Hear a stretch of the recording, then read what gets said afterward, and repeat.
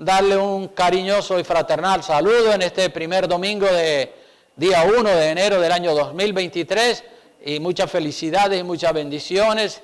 Feliz año nuevo y ricas bendiciones del cielo para todos los que nos miran por el internet. Dios los guarde y los bendiga. Bien, el título de la palabra que quiero compartir hoy es Corazón limpio y espíritu recto, ¿verdad? Corazón limpio y espíritu recto. Eso es lo que tenemos que tener delante de nuestro Dios. Y ese debe ser el deseo de nuestro corazón para este año 2023 y para todo lo que el Señor tiene por delante. Un corazón limpio, un espíritu recto delante de Dios. Si vamos al Salmo 51, allí ese salmo es uno de los preferidos, uno de los más lindos, de los más hermosos, donde Dios nos muestra a un David quebrantado, a un David arrepentido. Vamos a leer una parte de ese Salmo, 51, versículo 1 en adelante. Miren lo que hace David. Dice: ten piedad de mí, oh Dios, conforme a tu misericordia, conforme a la multitud de tus piedades, borra mis rebeliones. Lávame más y más de mi maldad y límpiame de mi pecado, porque yo reconozco mis rebeliones y mi pecado está siempre delante de mí. Contra ti solo he pecado y he hecho lo malo delante de tus ojos, para que seas reconocido justo en tu palabra y tenido por puro en tu juicio. He aquí, en maldad he sido formado y en pecado me concibió mi madre. He aquí, tú amas la verdad en lo íntimo y en lo secreto me has hecho comprender sabiduría. Purifícame con hisopo y seré limpio. Lávame y seré más blanco que la nieve.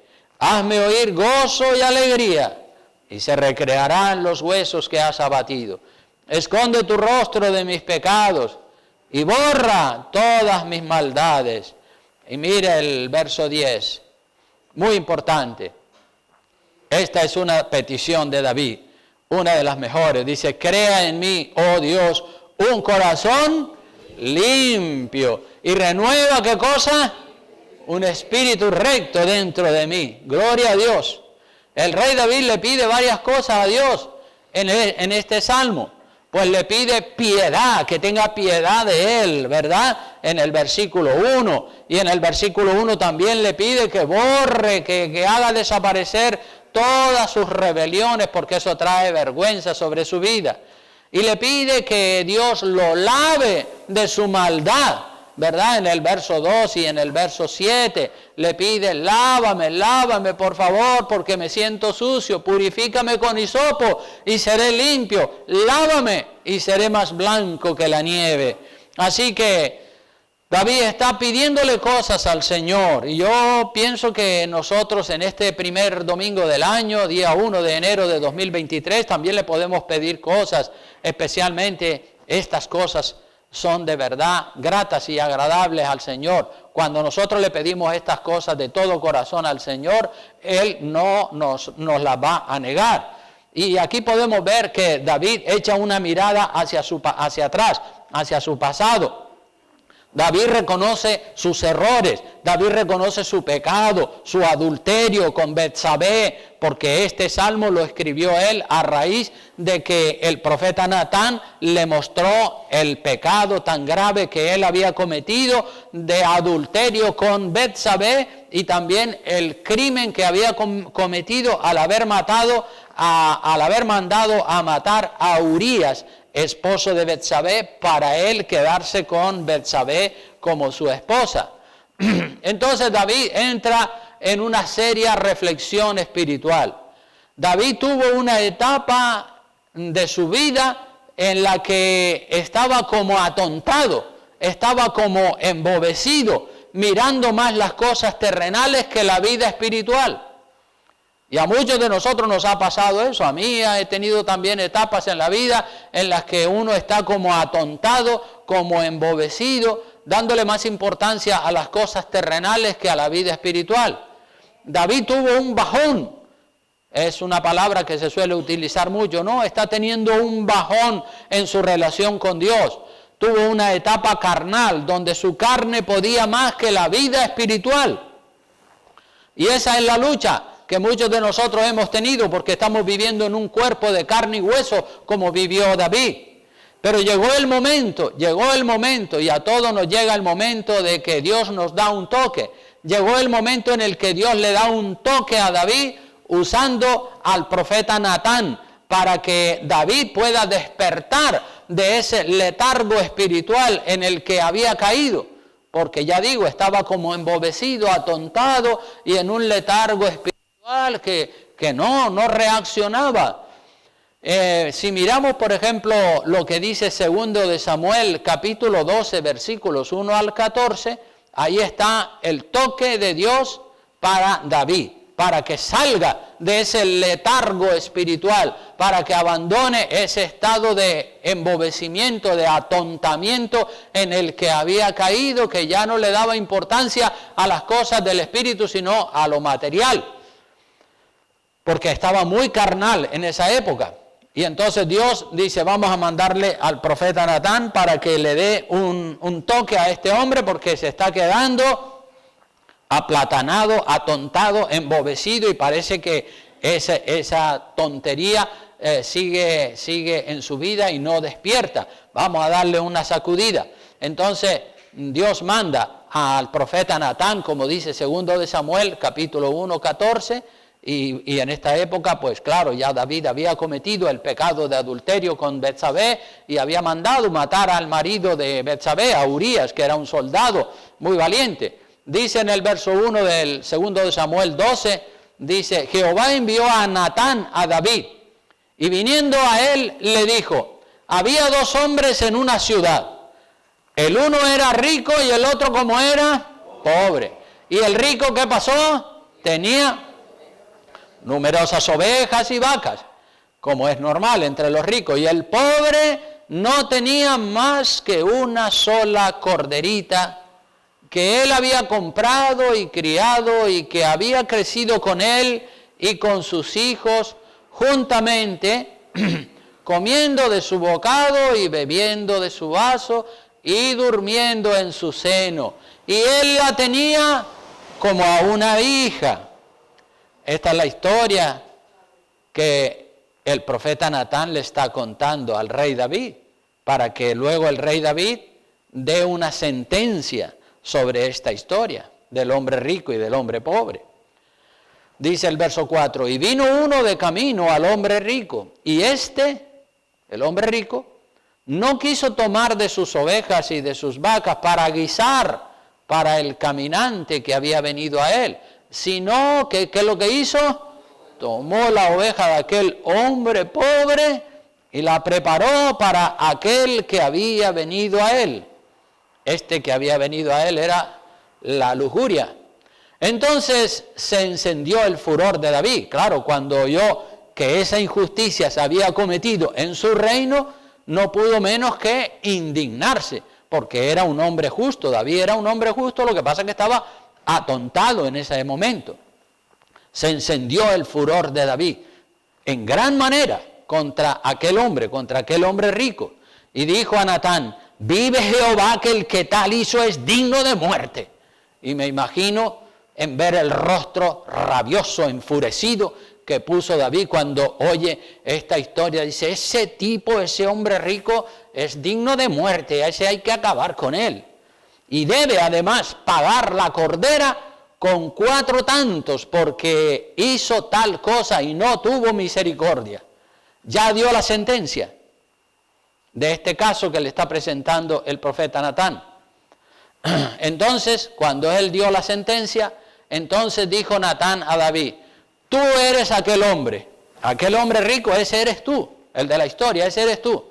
Así ha dicho Jehová, Dios de Israel, yo te ungí por rey sobre Israel y te libré de la mano de Saúl y te di la casa de tu señor y las mujeres de tu señor en tu seno. Además te di la casa de Israel y de Judá, y si esto fuera poco te habría añadido mucho más. ¿Por qué pues tuviste en poco la palabra de Jehová, haciendo lo malo delante de sus ojos.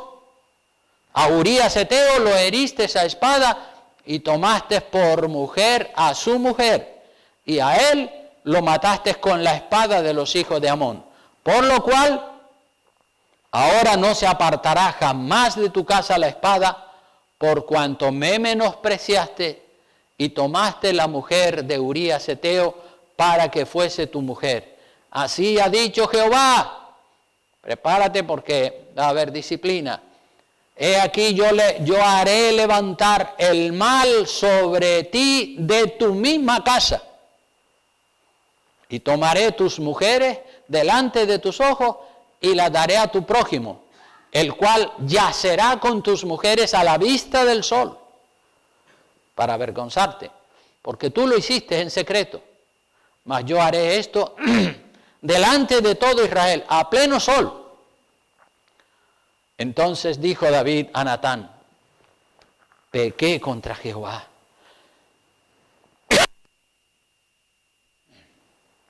Y Natán dijo a David: también Jehová ha remitido tu pecado. No vas a morir. Tu sentencia fue que el hombre que hizo tal cosa debía morir.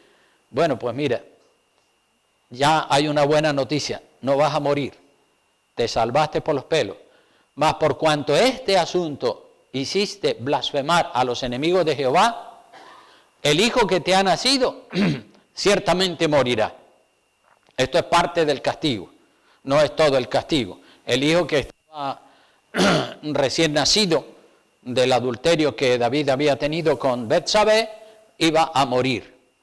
Eso es parte del castigo, pero el castigo verdadero vendría más tarde, cuando el hijo de David, Absalón, se levantó contra él, contra David, y quiso matar a David, y entonces entró en Jerusalén. David tuvo que huir para que su hijo no lo matara, y el hijo de David tomó las mujeres y las concubinas y mantuvo relaciones con ellas a pleno sol del día para avergonzarle. Y después también, aparte de eso, la sangre. El hijo Absalón murió y David sufrió mucho. Entonces todo eso son consecuencias del pecado. El pecado siempre trae consecuencias. Sí, Dios lo perdona, claro que sí, lo perdona, pero las consecuencias es así que van a venir sí o sí. Así que David siempre amó a Dios y tuvo sus altos y sus bajos, sus bajones, como decíamos antes. David no sabe, David cuando Natán le está contando esta historia, David no sabe que esta historia que le está contando el profeta Natán es su propia historia. Y David es el hombre rico que cometió ese horrible pecado. Y David pronuncia su sentencia. Fíjate, sin saber que era él, el hombre malo, el hombre rico. Y cuando David despierta, y cuando David se da cuenta del error tan grande que él ha cometido, y cuando se le apunta con el dedo y se le dice: tú eres aquel hombre. Dice: ¿cómo? ¿Yo? Sí, tú eres aquel hombre. Cuando David despierta, mira a su vida pasada, él se da cuenta, llora, parece como que despierta de ese letargo espiritual en el que llevaba inmerso por algún tiempo. David llora, se arrepiente de todos sus pecados. David empieza a darse cuenta, a conocerse a sí mismo. Y seguramente dijo: uy, ese soy yo. Pues yo no soy tan bueno como yo me creía. Porque él se creía bueno y justo. Y ahora se da cuenta que no es tan bueno como él pensaba de sí mismo. Y saben, hermanos, muchas veces tenemos un concepto de nosotros mismos de que no somos malos, que somos buena gente. Y nos halagamos: yo soy muy bueno, yo esto, yo aquello, yo hago aquí, yo hago allá. Y tenemos un concepto equivocado de nosotros mismos. Somos tolerantes siempre con nuestras faltas, con nuestros yerros. Somos indulgentes con nosotros mismos y a veces tenemos un alto concepto de nosotros mismos, que no somos como este, como el otro. Siempre nos solemos comparar con los que están mal para nosotros sentirnos un poco mejor. Pero cuando realmente el Señor nos muestra quiénes somos y lo que hay en nuestro corazón, entonces empezamos a conocernos a nosotros mismos. La palabra de la cordura, vamos a ir a Romanos capítulo 12, versículo 3, allí se nos habla de la cordura. Dice Romanos 12, 3, digo pues, por la gracia que me es dada a cada cual que está entre vosotros, ¿qué es lo que dice el apóstol Pablo? Que no tenga más alto concepto de sí que el que debe tener, sino que piense de sí como con cordura, conforme a la medida que Dios repartió a cada uno.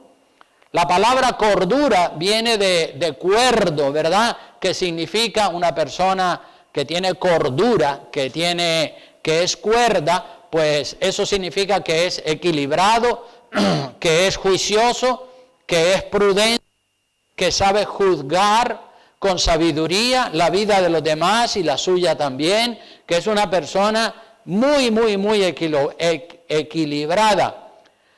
Entonces, hermanos, aquí la palabra nos dice en el libro de Romanos que no se crea usted mejor que los demás, que no tenga más alto concepto de sí mismo que el que debe tener.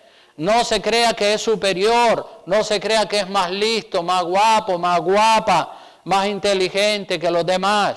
Tampoco se crea usted que es una basura, ¿verdad? Porque ambos conceptos están fuera del orden de Dios. Hay los que se creen superiores y hay los que se creen inferiores. Yo no sirvo para nada, yo soy una basura, yo soy feo, tonto, bobo. Bueno, no se crea usted que es tampoco una basura, que no vale para nada. No, usted sí que vale. Usted es una persona creada a imagen y semejanza de Dios. Y eso ya le da dignidad. Amén. Entonces, ni un extremo ni el otro, ni creernos superiores a los demás, ni tampoco creernos que somos una basura, algo inservible. No se vaya a los extremos. Ambos extremos son fuera de la voluntad de Dios. Entonces, un corazón limpio, un espíritu recto, que es el título del mensaje, un corazón limpio y un espíritu recto, hermano, eso no se consigue de un día para otro. No es que hoy eres un impío y un pecador y ya mañana eres una persona con un corazón limpio, con un espíritu recto. No, eso no se consigue de un día para otro. Para tener un corazón limpio y un espíritu recto dentro de cada uno de nosotros, hace falta trabajar duro, hace falta trabajar muy duro con el carácter, con los pensamientos, con las actitudes, con los sentimientos. Y alinearlo siempre con la palabra de Dios. Aleluya. Los que trabajan en la construcción y que colocan baldosas en el suelo o que están levantando una pared, para que esa pared salga derecha y no esté torcida, ponen un nylon, un cordel o un cordón y lo tensan fuerte y entonces con ese cordón o con una regla metálica la ponen y ven el bloque que está torcido y allí le dan unos golpecitos con el martillo y lo dejan derechito, ¿verdad? Alinearnos, eso es lo que tenemos que hacer nosotros con nuestra vida, alinearnos siempre con la palabra de Dios, porque la palabra de Dios es esa línea recta que si hay un área de nuestra vida que está torcida, la palabra de Dios nos dice, mira, ese área de tu vida está torcida, dale unos toquecitos. Entonces, para tener un corazón limpio y un espíritu recto dentro de cada uno de nosotros, hace falta trabajar mucho con el carácter, con los sentimientos, con los pensamientos, con los conceptos que tenemos de nosotros mismos. Cada uno de nosotros tiene que tratarse a sí mismo. Porque si usted lee la palabra de Dios es esa línea recta y entonces usted se ajusta a lo que dice la Escritura. No a lo que dice este o el otro, sino a lo que dice la palabra.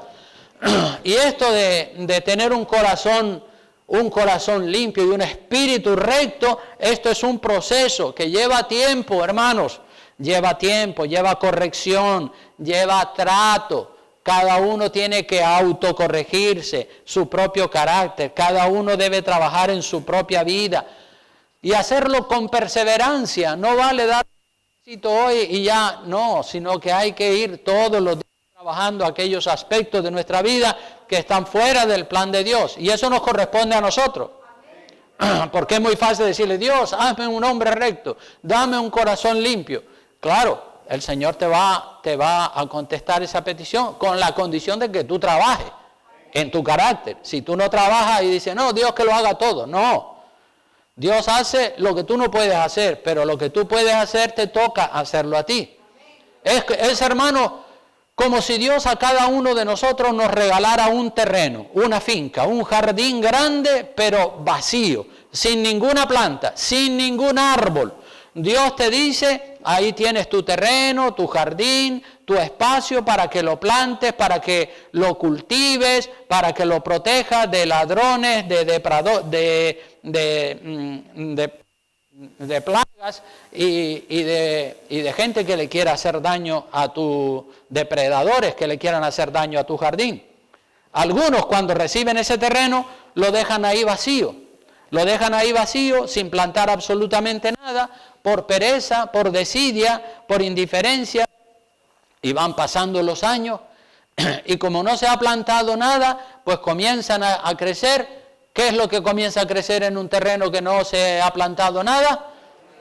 Arbustos silvestres, cardos, espinos, aulagas, tabaibas, etcétera, etcétera. Y ese jardín, ese terreno se ve claramente que está abandonado y que está en un aspecto ruinoso y penoso, lleno de malas hierbas. Pero otra persona cuando recibió ese terreno, ese jardín, comenzó a cultivar hortalizas, árboles frutales, comenzó a plantar y después de unos años se ve ese terreno o ese jardín, se ve precioso, atractivo, hermoso, lleno de frutas, lleno de árboles frutales. Y hay una gran diferencia como de la noche al día de ver el jardín que no ha sido tratado, trabajado y plantado en comparación con el que sí lo ha sido. Entonces la persona que se ha preocupado de cultivar su corazón, eso es su carácter, se ve en su carácter, eso se ve en el carácter. La persona que se está autocorrigiendo, que se está tratando, eso se ve después en el carácter de la persona, porque el carácter de la persona es el reflejo de lo que hay, ¿dónde? En su corazón. Una persona que ha sido esforzada y ha plantado en su corazón el amor, la paciencia, la bondad, la amabilidad, la fe, la esperanza, la generosidad y todas esas virtudes cristianas, eso se va a ver en el rostro de la persona, se va a ver las mejoras, se van a ver los cambios. Y otro que no ha plantado nada en su corazón, eso también se va a ver. Se va a ver en el rostro de la persona que no hay nada bueno, solamente hay tristeza, soledad, amargura, resentimiento, malas actitudes, quejas y quejas y quejas y aburrimiento y cosas así. Hermano, un corazón recto, un corazón contrito y humillado, cargado de buenos frutos, es el esfuerzo personal de la persona que en el transcurso de los años ha trabajado su carácter. Si no ha trabajado, no hay nada bueno ahí, pero si lo ha trabajado, se va a ver la tolerancia, la paciencia, el amor, la fe y todas las virtudes cristianas. Ya saben todos ustedes que las hierbas malas crecen en cualquier lugar sin haberlas sembrado. Sin haberlas sembrado, sin haberlas plantado, sin haberlas cultivado, ellas crecen solitas. La mala semilla. Y las buenas hierbas, los árboles frutales, por ejemplo, y las hortalizas tienen que ser plantados, tienen que ser regados, tienen que ser podados, cultivados y protegidos de las plagas y de los depredadores. Y las virtudes de amor, gozo, paz, paciencia, generosidad, perseverancia, las tenemos que plantar nosotros, no las va a plantar el Señor. Las tenemos que plantar nosotros a base de autocorrección, de constancia, de trabajo. Dios nos ayuda, hermanos, cuando nosotros comenzamos a trabajar con nuestro carácter. Cuando nosotros comenzamos a trabajar con nuestro carácter, Dios nos ayuda. Pero si nosotros no hacemos nada, absolutamente nada, por mejorar, aunque le pidamos ayuda a Dios, Dios va a decir, no te voy a dar ayuda. Tú puedes hacer esto, esto y esto, y te quedas de brazos cruzados. Pues ahí te quedas como un jardín sin cultivar, abandonado. Pero si tú pones mano y empiezas a corregir aquellas cositas que tú ves que están mal en tu vida y que el Señor ya te las ha señalado, y tú le dices, Señor, lo estoy intentando, mira que lo estoy intentando, échame una mano porque me faltan las fuerzas. Ahí Dios enseguida te ayuda, porque ve tu esfuerzo y ve que lo estás intentando, pero que no lo consigues. Dios no colabora nunca con los holgazanes, con los vagos, con aquellos que no se mueven, que no hacen nada, quieren que Dios lo haga todo. Con ellos Dios no colabora, aunque le oren a Dios y le digan, ayúdame, ayúdame, ayúdame, esas palabras no llegan al cielo, porque Dios ve tus obras y dice, pero tú que puedes hacer esto, aquello y lo otro, no lo haces, y encima quieres que yo te lo haga todo. No, lo siento mucho. Ya saben ustedes que Dios le dijo a Josué, esfuérzate y sé valiente. Y a ti y a mí también nos dice lo mismo, ¿verdad? Esfuérzate y sé valiente, para que en este 2023 sea un año de bendición, un año de prosperidad para tu vida, prosperidad espiritual, un corazón limpio de mala conciencia, un corazón lavado de todos los pecados del pasado, lavado con la sangre de Jesucristo. La sangre de Jesucristo es el único detergente poderoso para limpiarnos, para lavarnos. Aleluya. Primera de Juan, vamos a ir allí a Primera de Juan, capítulo 1, versículos 6 al 10, donde dice la palabra de Dios, si decimos que tenemos comunión con Él, que decimos que tenemos comunión con Él, con el Señor, y andamos en tinieblas, mentimos. Primera de Juan 1, del 6 al 10. Mentimos, dice, y no practicamos la verdad. Pero si andamos en luz, como Él está en luz, tenemos comunión, ¿quién? Los unos con los otros. ¿Y qué dice? La sangre de Jesucristo nos limpia de todo pecado. Cuando tenemos comunión los unos con los otros, cuando tenemos buenas relaciones, cuando hacemos todo lo que Dios nos manda y cuando andamos en la luz, en la verdad, no mintiendo. Entonces ahí la sangre de Cristo nos limpia de todo pecado. Pero si decimos o nos justificamos que no tenemos pecado, pues entonces ¿qué sucede? Nos engañamos a nosotros mismos y la verdad no está en nosotros. Pero mira lo que dice el verso 9. Si confesamos nuestros pecados, si los confesamos, si no los confesamos, yo he tenido que trabajar con muchas personas que han caído en pecado y yo los he motivado para que confiesen su pecado. Pero algunos dicen, no, porque se van a enterar, no, porque me da vergüenza, y no son capaces de confesar su pecado. David confesó su pecado y por eso el Señor lo limpió. Pero si él no confiesa su pecado y se justifica y dice, no, es que yo lo hice porque por esto, busca cualquier argumento para defenderse. Si confesamos nuestros pecados, Él es fiel y justo para perdonar nuestros pecados y limpiarnos de toda maldad. Si decimos que no hemos pecado, le hacemos a Él mentiroso y su palabra no está en nosotros. O sea, hermanos, que para que el Señor lave con su sangre preciosa nuestra vida de pecado, hay que confesar el pecado, hay que arrepentirse y hay que dejar de pecar. Si no se hace eso, no hay limpieza de corazón. La persona sigue enfangada en su pecado. Algunos se engañan viniendo a la iglesia pensando que venir a la iglesia los limpia de pecado. Venir a la iglesia, hermano, es bueno y es necesario, porque la Biblia dice no dejando de congregarnos. Venir a la iglesia es bueno y es necesario, pero se puede venir a la iglesia y vivir en pecado. Se puede venir a la iglesia y vivir en pecado, y así no habrá limpieza. La limpieza, para que el Señor nos limpie, es confesar, reconocer, admitir que hemos pecado.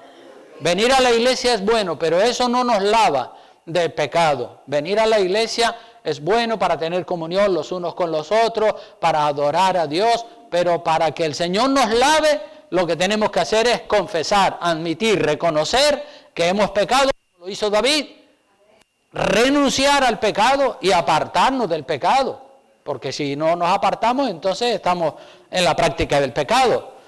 Entonces un espíritu recto, hermano, un espíritu recto, sin curvas, sin torceduras, sin dobleces, siempre recto. Como el albañil que está poniendo los bloques alineados. En la parábola del sembrador, el Señor dice que hay 4 clases de terreno donde cayó la semilla que el sembrador sembró. Una parte de la semilla, dice la palabra, que cayó junto al camino. ¿Y qué pasó con la semilla que cayó junto al camino? Las aves vinieron y se la comieron. La otra parte cayó sobre pedregales.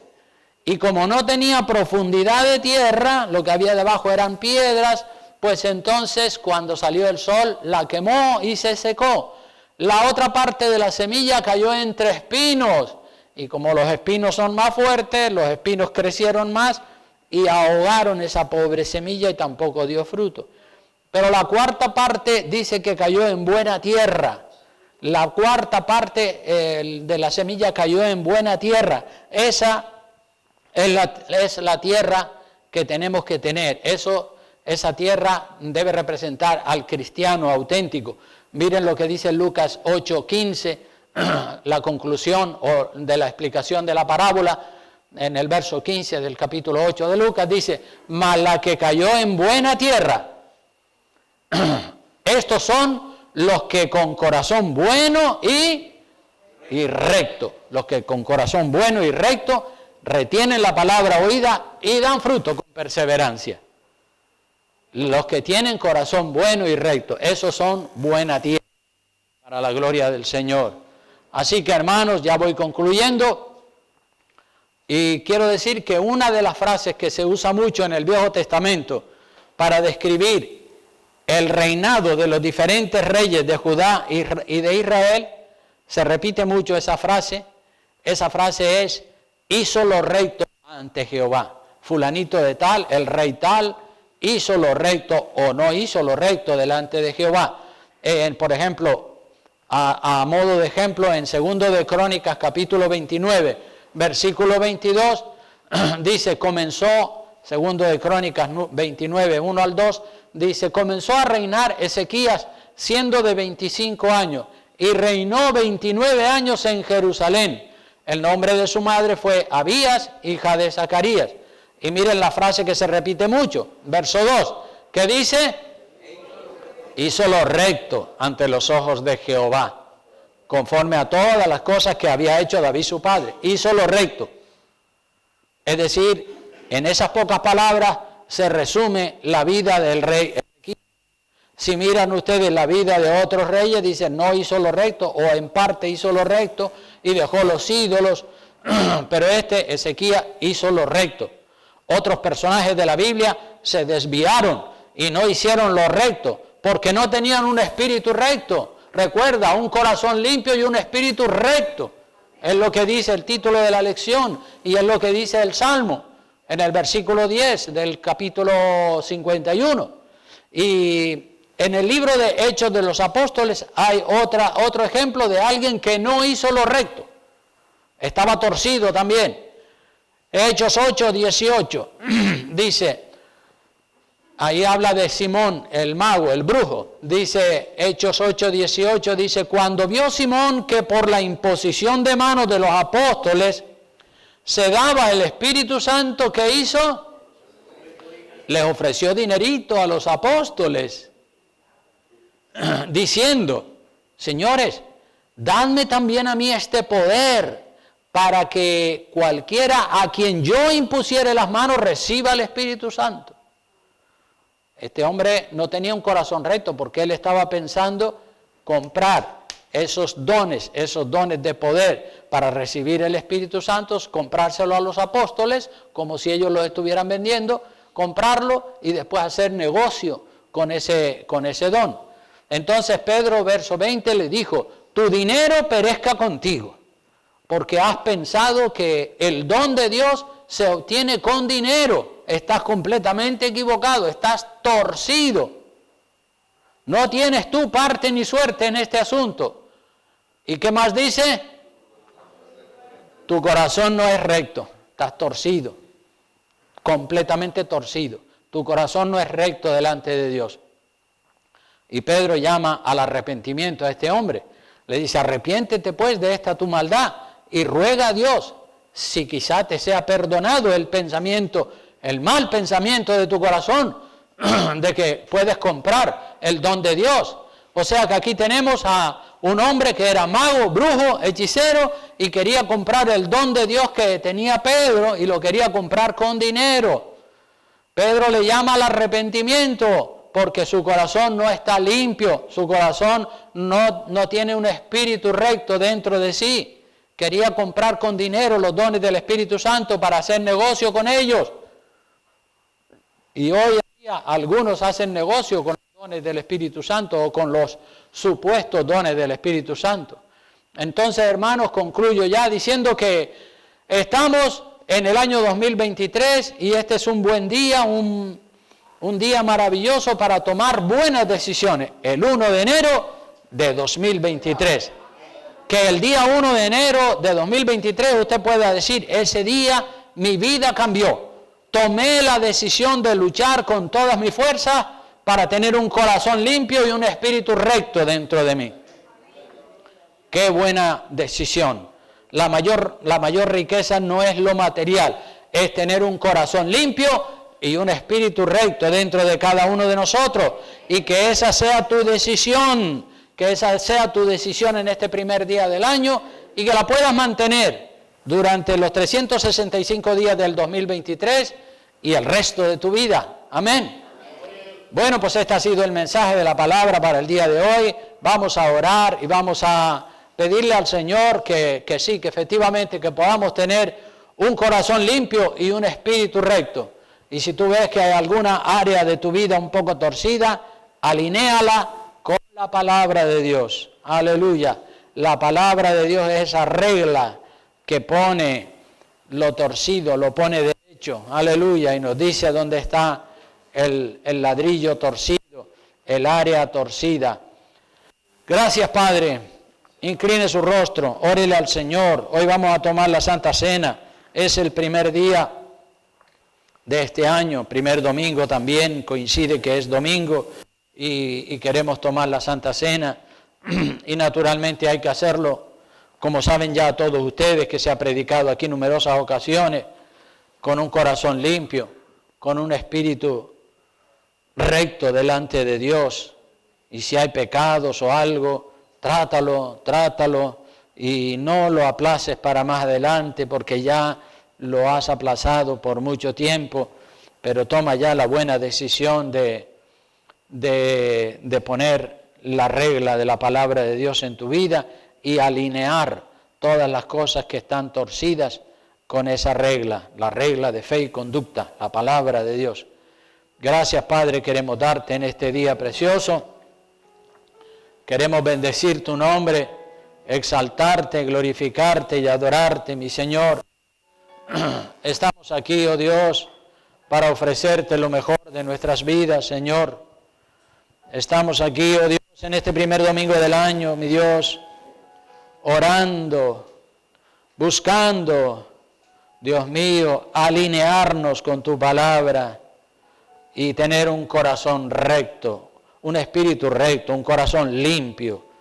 Esa es la riqueza más grande que jamás una persona puede tener sobre la faz de la tierra, porque si tiene esa bendición, el día que parta para la eternidad, los ángeles vendrán a buscar su alma y llevarla al reposo, al descanso eterno para siempre. Gracias, Dios mío, con esa meta, Señor, es que trabajamos nuestra vida diaria y corregimos los aspectos que están en desorden, Señor. Sigas tú trabajando con todos y con cada uno, con cada una, Dios mío, aleluya. Dios bendito de los cielos. Levantamos una oración.